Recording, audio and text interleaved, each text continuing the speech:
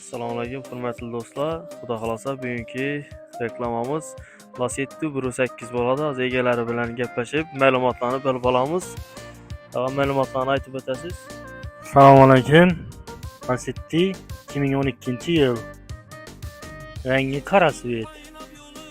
Yurgani 162. Motor remont bo'lmagan. Mashina ko'rib qolarasizlar. Balonlar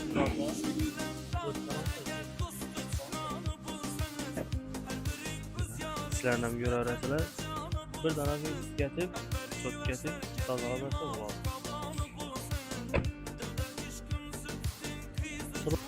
Hurmatli do'stlar, mashinamizni gösterib o'tamiz. Arka tarafından görünüşü propan metallari bor, metan stonab ketilgan. Balonlari 4 balondan paket toza. Görüp qarasanglar. Gözümüzü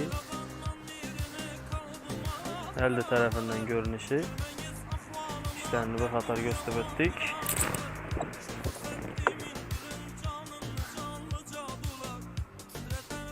Kimga qiziq bo'ladigan bo'lsa, ekran tengida telefondan bilan qo'yamiz egalarini.